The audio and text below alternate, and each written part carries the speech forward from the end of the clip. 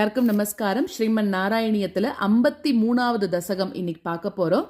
தேனுகாசுர வதம். இது மோக்ஷாப்தி ராகம். இதுல தேனுகாசுரன் அப்படின்னு சொல்லக்கூடிய ஒரு அசுரனை கண்ணன் எப்படி அழிக்கிறார், யார் மூலமாக அழிக்கிறார் அப்படிங்கறதெல்லாம் பார்க்க போறோம். முதல் ஸ்லோகத்துல என்ன சொல்றாருன்னா, பட்டத்ரி எப்படி சொல்றாருன்னா, நீ 5வது வயசை கடந்ததுக்கு அப்புறமா 6வது, அதாவது பௌகண்டம் அப்படின்னு சொல்லக்கூடிய ஒரு 6வது வயசை நீ அடையற அப்படிங்கிறா. அதாவது பௌகண்டம் அப்படிங்கிறது என்னன்னா 6லிருந்து 10ன்னு சில பேர் சொல்றா, 12ன்னு சில பேர் சொல்றா.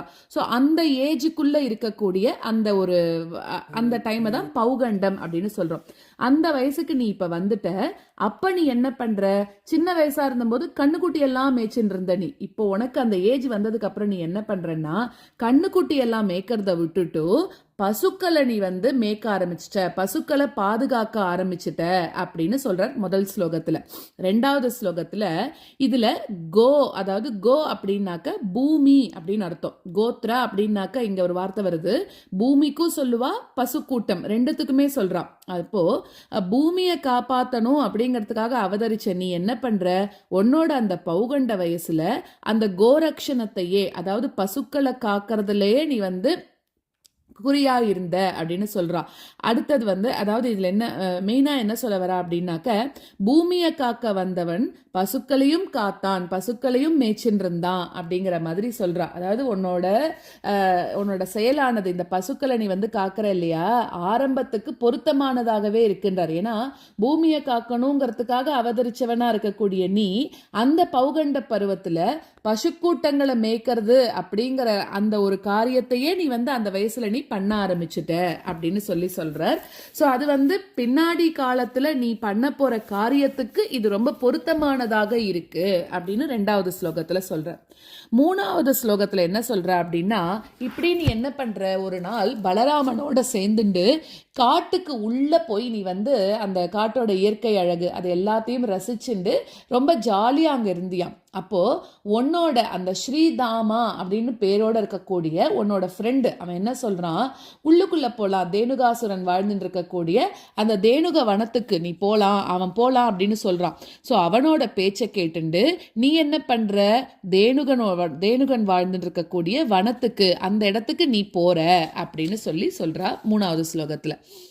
4வது ஸ்லோகத்துல பலராமன் என்ன பண்றான்னா, நீ சொல்றத கேட்டுண்டு பனந்தோப்புல ரொம்ப உயரமாக வளர்ந்திருக்கக்கூடிய அந்த பனை மரங்கள் இருக்கு இல்லையா, அதை என்ன பண்றான், இப்போ 2 கைகளாலையும் பலமாக உழுக்கிறானோ அதுல. அப்போ அங்க அதுல இருந்து என்ன விழருது, பழுத்தும் அப்புறம் ரொம்ப சாஃப்டா இருக்கிறதும் அப்புறம் பழுக்காம இருக்கக்கூடிய பழங்கள், இப்படி விதவிதமான பழங்கள் என்ன பண்றதுன்னா அந்த மரத்தை உலுக்கினப்போ 4 பக்கத்துலயும் விழுறதாம். அப்போ அந்த சத்தத்தை கேட்டு கழுதை வேடத்துல இருக்கக்கூடிய தேனுகாசுரன் என்ன பண்றான், உனக்கு முன்னாடி ஓடி வந்துட்டான் அப்படின்னு சொல்றா. அவன் கழுதை வடிவு எடுத்துட்டு இருக்கான் இந்த இடத்துல. இந்த மாதிரி என்னடா இந்த இடத்துல சத்தம் கேட்கறது அப்படின்னு சொல்லிட்டு அவனும் எங்கேருந்தோ ஓடி வந்துட்டானாம்.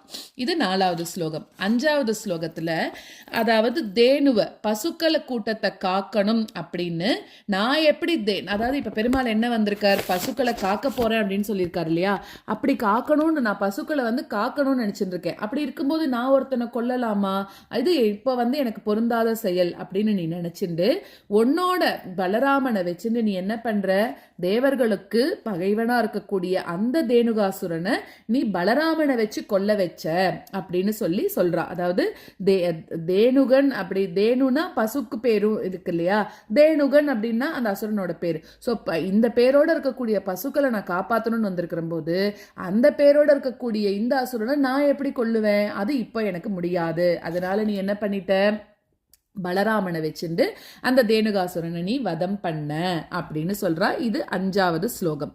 இப்போ 1 to 5 ஸ்லோகாச நம்ம கத்துண்டுடலாம். அதீத்ய பால்யம் ஜகதாம் பதே த்வமுபேத்ய பௌகண்டவயோ மனோஜ்ஞம் உபேக்ஷ்ய வத்சாவனம் உத்சவேன பிராவர்த்ததா கோகண பாலனாயாம். अतीत्य बाल्यं जगतां पते त्वम् उपेत्य पौगण्डवयो मनोज्ञम् अतीत्य बाल्यं जगतां पते त्वम् उपेत्य पौगण्डवयो मनोज्ञम् उपेक्ष्य वत्सावनमुत्सवेन प्रावर्तता गोगणपालनायाम् उपेक्ष्य वत्सावनमुत्सवेन प्रावर्तता गोगणपालनायाम् अतीत्य बाल्यं जगतां पते त्वम् उपेत्य पौगण्डवयो मनोज्ञम् उपेक्ष्य वत्सावनमुत्सवेन प्रावर्तता गोगणपालनायाम् अतीत्य बाल्यं जगतां पते त्वम् उपेत्य पौगण्डवयो मनोज्ञम् उपेक्ष्य वत्सावनमुत्सवेन प्रावर्तता गोगणपालनायाम् उपक्रमस्यानुगुणैव सेयं मरुत्पुराधीश तव प्रवृत्तिः गोत्रापरित्राणकृतेव तीर्णः तदेव देवारपतास्तदायत् उपक्रमस्यानुगुणैव सेयं मरुत्पुराधीश तव प्रवृत्तिः उपक्रमस्यानुगुणैव सेयं मरुत्पुराधीश तव प्रवृत्तिः गोत्रापरित्राणकृतेव तीर्णः तदेव देवारभतास्तदायत्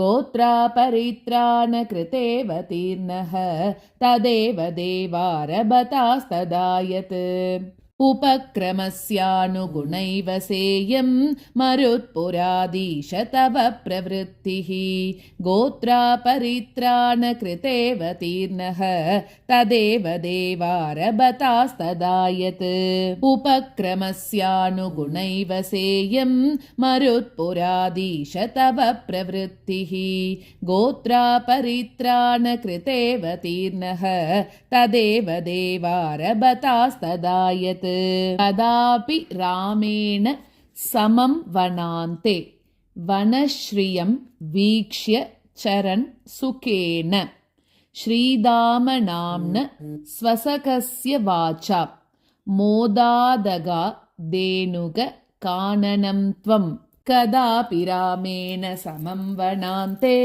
वनश्रियं वीक्ष्य चरन् सुखेन कदापि रामेण समं वनान्ते वनश्रियं वीक्ष्य चरन् सुखेन श्रीदामनाम्न स्वसखस्य वाचा मोदादगाधेनुककाननं त्वम् श्रीदामनाम्न स्वसखस्य वाचा मोदादगाधेनुककाननं त्वम् कदापि रामेण समं वनान्ते वनश्रियं वीक्ष्य चरन् सुखेन श्रीदामनाम्न स्वसखस्य वाचा मोदादगाधेनुककाननं त्वम् कदापि रामेण समं वनान्ते वनश्रियं वीक्ष्य चरन् सुखेन श्रीदामनाम्न स्वसखस्य वाचा मोदादगाधेनुककाननं त्वम्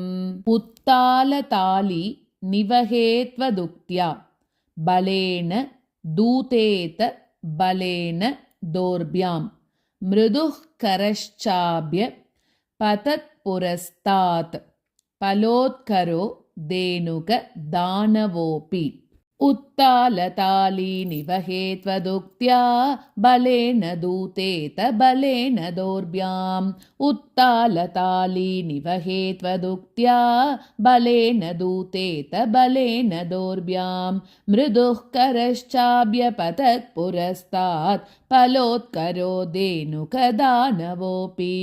मृदुः करश्चाभ्यपतत् पुरस्तात् फलोत्करो धेनुकदानवोऽपि उत्तालताली निवहेत्वदुक्त्या बलेन दूतेत बलेन दोर्भ्याम् मृदुः करश्चाभ्यपतत् पुरस्तात् फलोत्करो धेनुकदानवोऽपि उत्तालताली निवहेत्वदुक्त्या बलेन दूतेत बलेन दोर्भ्याम् मृदुः करश्चाभ्यपतत् पुरस्तात् फलोत्करो धेनुकदानवोऽपि समुद्यतो दैनुकपालनेऽहं